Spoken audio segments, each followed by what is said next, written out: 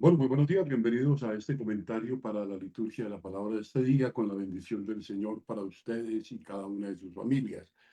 Bueno, estamos con gran alegría de que ese anuncio que ya hacía días veníamos esperando, en la que la iglesia estaba expectante y en oración, orando al Señor para que el Espíritu Santo eligiera entre los cardenales del mundo entero quién iba a ser el sucesor de Francisco, iba a tomar las riendas de la Iglesia Católica, ¿no? Y fue elegido de pronto para sorpresa de muchos y de muchos especialistas y conocedores, elegida una figura como la del cardenal Robert Prevost, sacerdote religioso agustino, quien tuve la oportunidad de conocer y de tener algún contacto con él como prior, como prior general como prior general de la orden, ¿no? Y con algunas de sus visitas en Colombia, ¿no? Es interesante y regocijante, pues, para la orden, para los agustinos, pues, esta elección del Espíritu, que elige un buen hombre, un buen pastor, un misionero, un hombre sobrio, un hombre de, de, de, de seriedad, de profundidad, de pragmatismo, serio, responsable y que transmite mucha paz. De hecho, su primer saludo fue ese: la paz sea con ustedes, que es el saludo pascual. Abre este pontificado con un anuncio de paz, paz para todos, y esa sentencia de que no será destruida la paz, ¿no? No prevalecerá, dice él.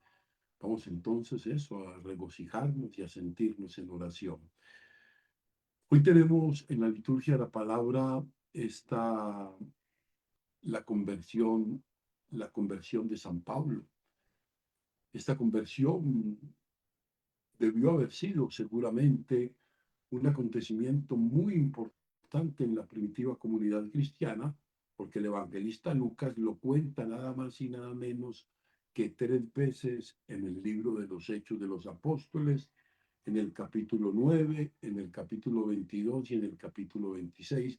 Y el mismo Pablo pues hace alusiones a este episodio en sus cartas, por ejemplo, en el primer capítulo de la carta a los Gálatas. No, tal vez es porque esta aparición del resucitado a Pablo confiere una autoridad una vez a su ministerio apostólico, que algunos tenían quizás por menos justificado que el de los 12, y sobre todo avala su carácter de misionero abierto a los pueblos y a las razas, que era visto con suspicacia en muchos ambientes. O sea, las diferencias de matices entre los varios relatos, la verdad que no nos interesan mucho en este momento. Al escuchar hoy por extenso este relato de la conversión de Pablo y del inicio del ministerio predicador en Damasco, uno no sabe qué admirar más en realidad. Por un lado, el plan sorprendente de Dios, la respuesta de Pablo o la actitud acogedora de la comunidad en Damasco. Esos 3 elementos son muy importantes, querida comunidad. Por un lado, ese sorprendente plan de Dios que desborda todas las expectativas. Por otro lado, esa disponibilidad espiritual de Pablo, o la actitud de la comunidad acogedora de Damasco, ¿no? La elección de Dios, la respuesta de Pablo y la actitud acogedora de la comunidad. La iniciativa, está claro que esa iniciativa ha sido de Cristo. Pablo era seguramente, si nos ponemos a pensarlo bien, piénsenlo bien, sería de las últimas personas que uno esperaría que fueran llamadas como apóstoles de Cristo. Eso no lo esperaría nadie, ¿no? O sea, Dios nos sorprende siempre. Tanto, fíjense ustedes, tanto en el Antiguo Testamento como en el Nuevo Testamento, la elección que hace de personas parece a veces la menos indicada para los fines que se pretenden seguir. Ese soy Jesús a quien tú persigues, elegir como testigo suyo al que más está persiguiendo a su comunidad. Uno diría que es algo estratégico, ¿no? Ante las reticencias lógicas, obviamente, de Ananías, Jesús, Jesús responde defendiendo a Pablo. Anda, ve que ese hombre es instrumento elegido por mí para dar a conocer mi nombre. Esta elección de Cristo tiene éxito. También Pablo pone de su parte una respuesta apasionada y decidida, ¿no? Tiene calidad humana y religiosa, ofrece pues una buena materia prima a la obra de Dios, hay buena disposición. ¿Quién eres, Señor? Esa pregunta de Pablo, ¿quién eres? Abierto el Señor. Sabía que era el Señor. ¿Quién eres, Señor? La respuesta de Pablo a Cristo es firme y generosa y lo será toda su vida. Hasta ahora, Pablo ha puesto su entusiasmo al servicio de la causa que creía justa. Yo lo decía esta mañana, no podemos hablar de Pablo como el malo, no. Era un judío observante, practicante y celoso, y podía haber cometido muchos errores. De hecho, gran perseguidor porque sentía la obligación de hacerlo, ¿no? Hasta incluso llegar a ser intransigente. Ahora, el encuentro con el resucitado le transforma, o sea, se levanta, va a Damasco, fíjense ustedes, recorre el camino de iniciación bautismal, se dedica con decisión a la nueva causa, empezando a anunciar a Cristo Jesús. Ese que perseguía, ahora lo anuncia con ahínco, con Espíritu Santo y con fortaleza. Pronto se convertirá, o más bien se convencerá de que esto le va a acarrear muchos disgustos. Claro que sí. O sea, no la reciben siempre bien en la comunidad cristiana. Hay muchos que tienen reserva y con razón. Recordemos que él estuvo cuando fue lapidado Esteban. Sobre todo los judíos le tacharán que es un traidor, ¿no?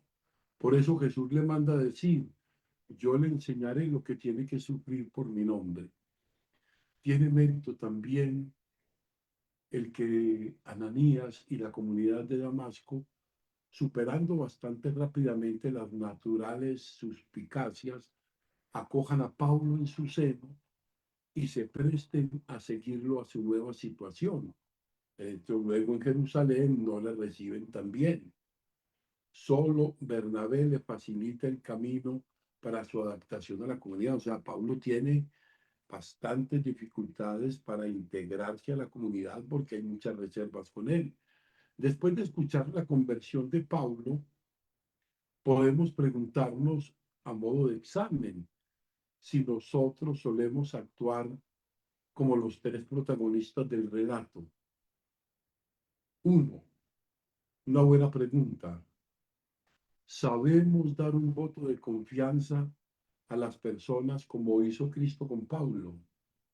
Una buena pregunta. Segundo, en nuestra vida personal respondemos nosotros a la llamada de Dios con la misma prontitud incondicional con la que Pablo hizo. Tercero, como comunidad, ya nos habla como comunidad, tenemos, tenemos un talante de acogida para todos, incluso para aquellos que han caído en falta o nos resultan quizás un poco menos cómodos. O ha habido personas que podrían haber sido muy pálidas si hubieran encontrado en nosotros, en la comunidad cristiana, más acogida que la que encontraron. Miren, estas son preguntas de fondo fuerte. El relato pues ha sido proclamado no para que nos enteráramos de lo que sucedió hace 2000 años, un poco más, ¿no? 2025 años, sino para que ilumine nuestra actuación en la vida concreta. Qué interesante seguir meditando esta conversión de San Pablo, que en sus imágenes tiene muchas enseñanzas. Después, seguramente en una formación permanente, sería bueno ver un poco el modo como Dios elige y configura el llamado de quienes Él elige, ¿no? En el final del discurso de Jesús sobre el pan de vida, estamos al final del capítulo sexto, el tema ya no cabe la menor duda. Jesús viene preparando el camino para lo que va a ser énfasis hoy. El tema es ya claramente eucarístico, o sea, antes hablaba de la fe, de ver y creer en el enviado de Dios. Ahora habla de comer y de beber la carne y la sangre de Jesús para dar la vida al mundo en la cruz, pero también en la Eucaristía, porque ha querido que la comunidad celebre este memorial de la cruz. Bien interesante esto. Vamos a ver. Ahora, ¿cuál es la dificultad que tienen los oyentes de Jesús, sus contemporáneos, quienes lo escuchan? El versículo 52 dice, es típicamente eucarística. Fíjense la pregunta que se hace con la que abre el Evangelio de hoy. ¿Cómo puede este darnos a comer su carne? Antes del versículo 42 había sido cristológica. ¿Cómo dice que ha bajado del cielo? ¿Cómo puede darnos a comer su carne? Y cómo dice que ha bajado del cielo. O sea, muchas reservas en creer en Jesús. Ahora, el fruto de comer y beber a Cristo es el mismo que el de creer en Él. O sea, participar de su vida. O sea, antes había dicho, el que cree tiene vida eterna.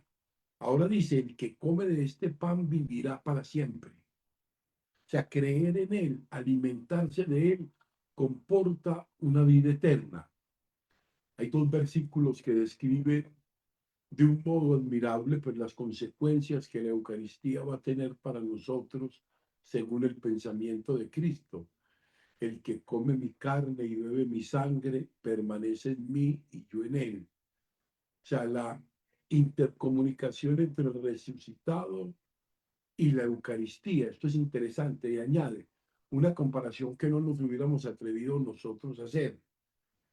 El Padre que vive me ha enviado y yo vivo por el Padre. Del mismo modo el que me come vivirá por mí. Una y otra vez hace énfasis que el que me come, el que me come, el que me come vivirá por mí, ¿no? O sea, la unión de Cristo con su Padre es misteriosa, es vital, es profunda. Pues así quiere Cristo que sea la de los que le reciben y le comen. Dice, no dice que vivirá para mí, sino vivirá por mí. O sea, como luego dirá que los sarmientos viven si permanecen unidos a la vid, que es el mismo Cristo. Hay que estar adheridos a Él, creer en Él y alimentarnos de Él. Esto es una ecuación existencial muy fuerte, muy interesante, que valdría la pena profundizar más adelante. También el discurso de Jesús ha sido intenso, o sea, nos invita a pensar si nuestra fe de la Eucaristía produce en nosotros esos frutos que anunciaba en Cafarnaúm. Lo de tener vida puede ser una frase hecha que no significa gran cosa si la entendemos en la esfera puramente teórica. Se nota que a medida que celebramos la Eucaristía y en ella participamos de la carne y sangre de Cristo, estamos y nos sentimos, esto es importante, más fuertes en nuestro camino de fe, en nuestra lucha contra el mal, o seguimos débiles, enfermos y apáticos. Lo que dice Jesús, el que me come permanece en mí y yo en él, es verdad para nosotros solo durante el momento de la comunión o lo es también a lo largo de la jornada. Después de la comunión, en esos breves momentos, pero seguramente intensos, de silencio y oración personal, le podríamos pues pedir al Señor, a quien hemos recibido como alimento, que en verdad nos dé su vida, que nos dé su salud, que nos dé su fortaleza, que nos dé su espíritu durante toda la jornada, porque lo necesitamos los que le seguimos a Él.